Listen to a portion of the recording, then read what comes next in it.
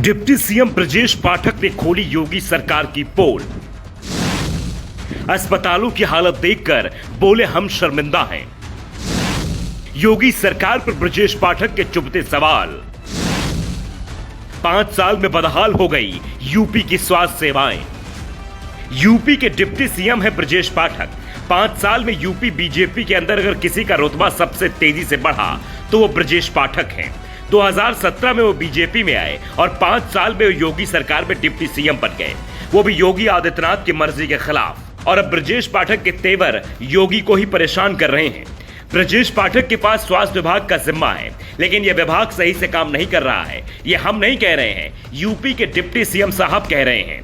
वो तो अपने विभाग के कामकाज और अस्पतालों की दशा देखकर बोल गए कि हम शर्मिंदा हैं। ये शर्मिंदगी इसलिए है क्योंकि 5 साल से प्रदेश में उनकी पार्टी की सरकार है। 5 साल से ब्रजेश पाठक इस सरकार में मंत्री हैं। वो बात अलग है, पहले उनके पास कानून मंत्रालय का जिम्मा था, स्वास्थ्य विभाग अभी हाथ आया है, इसलिए पहले की कमियों में उनकी जिम्मेदारी तो नहीं बनती है, लेकिन उनकी सरकार की जिम्मेदारी जरूर बनती है। उनकी सरकार यानी योगी सरकार। योगी सरकार ने अपनी छवि भले ही सख्त प्रशासन की बनाई हो, लेकिन जमीन पर काम में सख्ती नहीं दिखाई देती है। जब कोरोना की दूसरी लहर देश में चल रही थी, तब यूपी से जो तस्वीरें सामने आ रही थी वो स्वास्थ्य विभाग की बदहाली को आईना दिखा रही थी। बाद में सरकार ने दावा किया कि जो कमियां थी वो दुरुस्त हो गई हैं। कोरोना की इस समय चौथी लहर देश में दस्तक दे रही है, ऐसे में स्वास्थ्य विभाग की जिम्मेदारी ज्यादा बढ़ गई है। स्वास्थ्य मंत्री इसलिए पूरे प्रदेश में घूम रहे हैं, शहर शहर जाकर अस्पतालों के हाल देख रहे हैं। ऐसे ही डिप्टी सीएम ब्रजेश पाठक बाराबंकी के जिला अस्पताल पहुंच गए। इस दौरान औचक निरीक्षण किया, इसलिए किसी को भी खबर नहीं हुई कि स्वास्थ्य मंत्री अस्पताल पहुंच गए। स्वास्थ्य मंत्री ने लाइन में लगकर पर्चा बनवाया और इसके बाद अस्पताल का राउंड लगाया।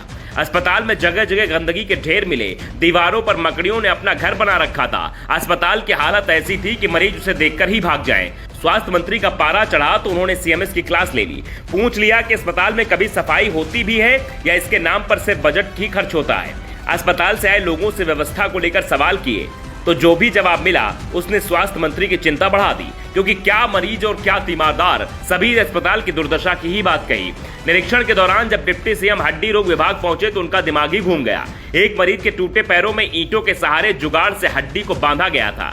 नजारा देख स्वास्थ्य मंत्री का पारा चढ़ गया। सीएमएस से उन्होंने सवाल किया कि इलाज ऐसे ही जुगाड़ से चलता है, फौरन व्यवस्थाएं सही कराएं। अस्पताल में एक कमरे में एक मशीन पैक रखी थी। सवाल हुआ तो जवाब मिला कि इसका इस्तेमाल की अभी तक जरूरत नहीं पड़ी, इसलिए इसे खोला नहीं गया है। ये भी नहीं पता कि मशीन सही है या नहीं, क्योंकि इसकी आज तक जांच ही नहीं हुई है। अस्पताल में फैली अवस्थाओं को देख डिप्टी सीएम बोल गए कि हम शर्मिंदा हैं, लेकिन जल्द ही अस्पतालों की दशा सुधर जाएगी।